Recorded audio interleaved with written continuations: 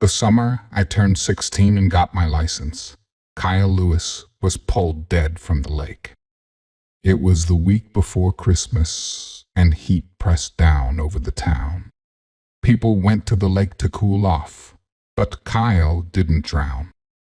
There was no water in his lungs. Coming back now, 10 years passed, and like always when I returned to visit my parents, I found myself slowing down when I reached the lake.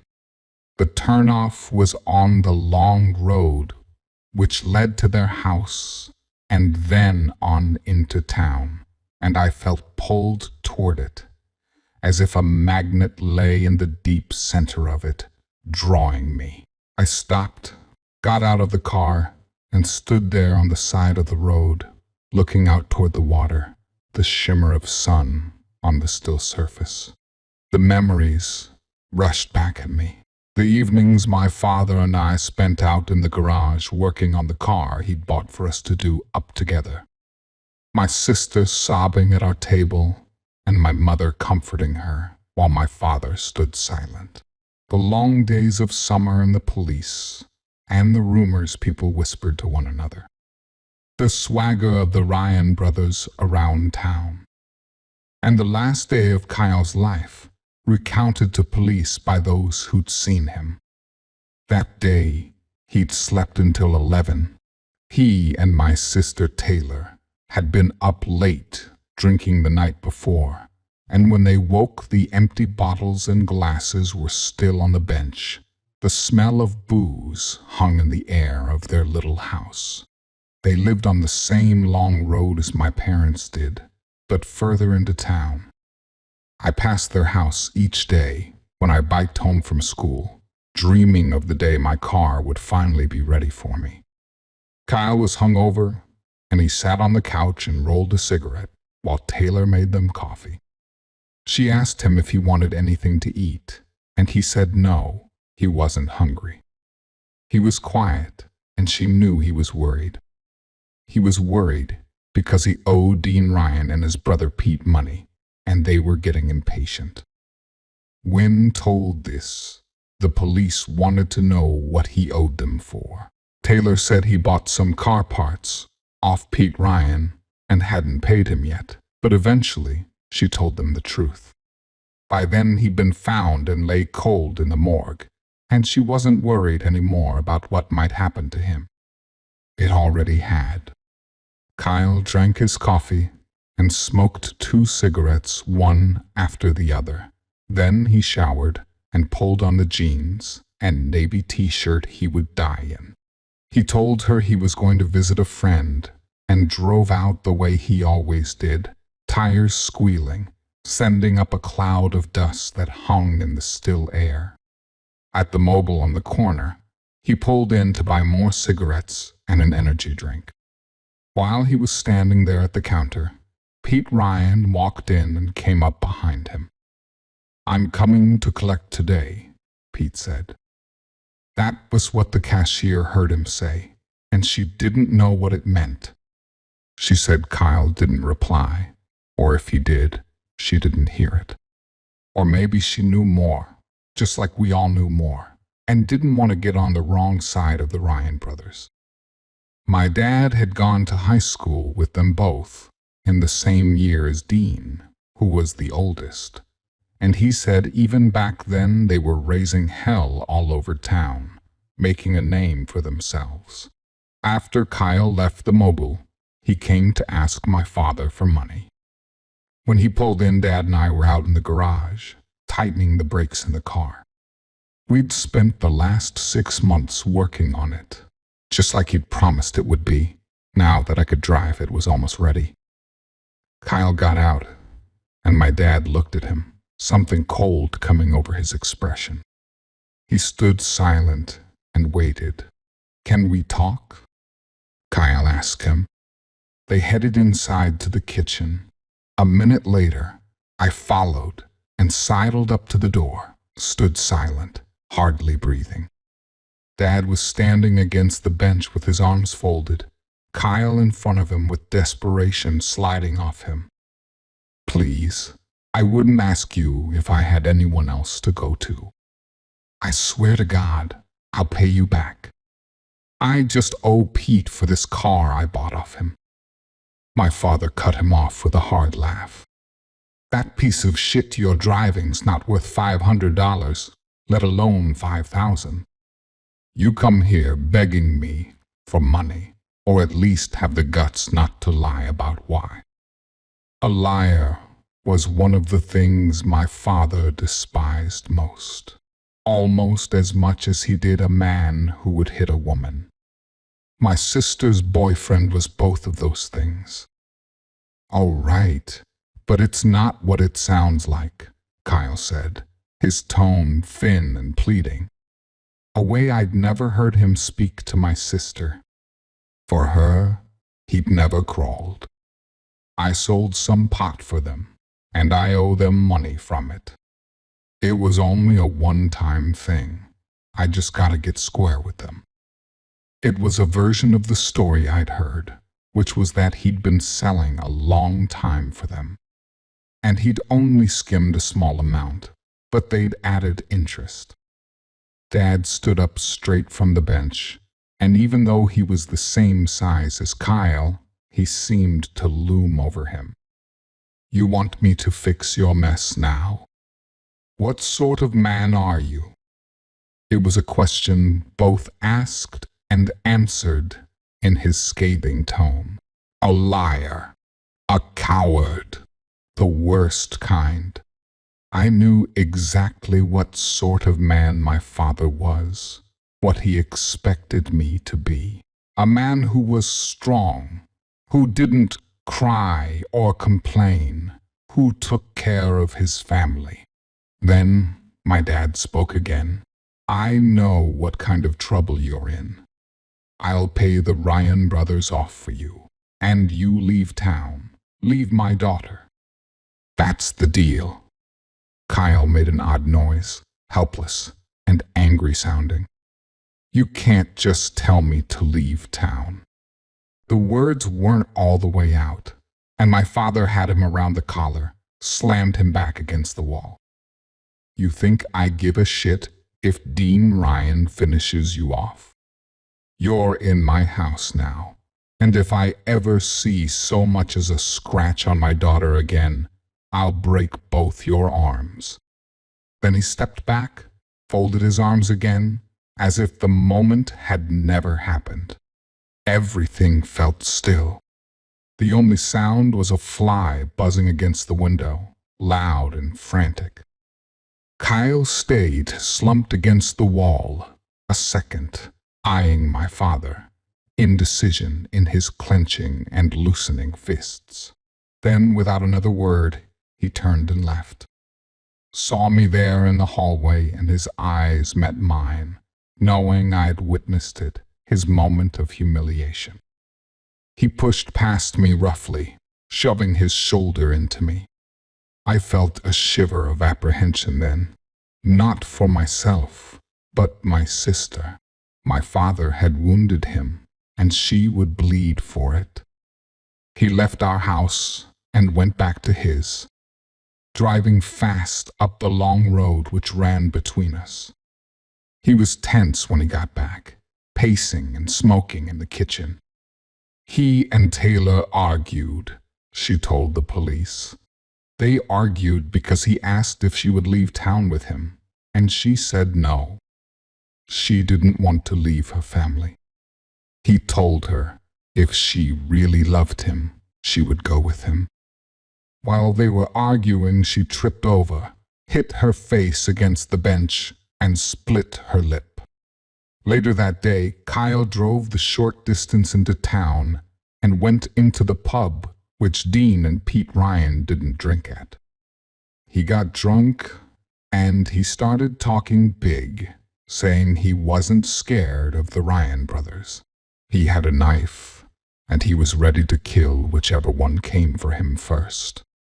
About 9 in the evening, the doorman kicked him out. He was marched outside and told to walk it off and come back for his car in the morning. The doorman stood there and watched him leave. He was the last to see him before he was pulled bloated and broken-boned from the water. His unsteady walk as he headed down the road, which led to his own house, and past that my parents' house, and, if he kept going further still, the lake. The next morning, the car was there on the street still, Kyle not in his bed, and my sister started phoning around to see if anyone knew where he was. 2 days later, his body rose up to the surface of the lake and was spotted by a man out fishing. Both Ryan brothers were pulled in for questioning. People saw them escorted into the station. After seeing Kyle at the mobile, Pete Ryan had gone to spend the afternoon watching his son play cricket. He'd stood on the sideline and watched him make run after run, and after he'd taken him out for dinner. Then he'd dropped him back to his mother's house and gone around to his brother Dean's house. He and Dean sat outside in the warm night and drank a box of Woodstock. Sometime about midnight, he couldn't remember for sure, Dean headed to bed and Pete stretched out on the couch and went to sleep. They were each the other's alibi. Nothing ever linked them there to the lake. Still, many in town believed it was them. Others said there was no sense in the brothers killing him over a few $1,000s. After all, now they were never getting their money. They said Kyle pissed plenty of people off, and maybe he mouthed off to the wrong person as he made his way home. The police came to our house the day after he was found to speak to my father. They sat in the lounge as the fans stirred air overhead, and I passed them cans of lemonade from the fridge. Dad told them about Kyle asking him for money, coming over while we were working out there on the car, and he nodded his head toward it, the freshly painted Ford. Then one of the cops shook his head and laughed. Looked at my father. You can't have been too pleased to have your daughter shacked up with him, he said. I sure wasn't, my dad replied. I wished he'd lie then, for his own sake. Not admit he'd hated his daughter's murdered boyfriend. But Dad always said, your word is all you have. Be someone people can trust. There's no one on this earth I trust more than him. It was a story now, a decade later, the haunted lake. Kids who swam out there claimed they felt something grab at their legs under the water. He was always trying to be someone big in town, Kyle Lewis, and eventually he was. Every time I visited, Dad and I would drift out to the garage after dinner. Just like we used to when I was a kid, still living at home. There was something soothing about being out there with him, the petrol-scented concrete and the glow of the fluorescent light, the way we understood one another without having to speak. My childhood was something unending there. Dad took 2 beers from the fridge in the garage and passed me one, and we stood drinking, looking toward the road. It was quiet out here at night. I wondered if he felt the pull of the lake like I did. Do people still think it was the Ryans who killed Kyle? I asked, not looking at him. We never spoke of that. Yeah, I guess so, he said. People don't talk much about it now. I remembered the day Kyle was pulled from the lake. The convoy of police cars driving past as we stood there in the garage. The solemnness of their cars, with sirens and lights off, and the scraping sound of Dad scrubbing sandpaper over the car. The stark look of the metal underneath the old paint. Dad, stop, they might see, I had begged him. He paused only long enough to look up at me. Everyone knows we have been doing up this car, son, he said. No one will think a thing about it. He was right, of course. Everyone was too busy looking at Dean and Pete Ryan. Police looked right at the car as they sat in our house and looked away again. My dad bought a new headlamp to replace the smashed one and took the car in for a new paint job after he'd banged out the dent, and no one ever said a thing except to ask what color he wanted it. But for all those years afterward, when I went out there to the lake, I couldn't stop myself imagining it. My dad in the darkness, hauling the body from his car, carrying him over the stones so as to not leave a trail, and how he did that I didn't know.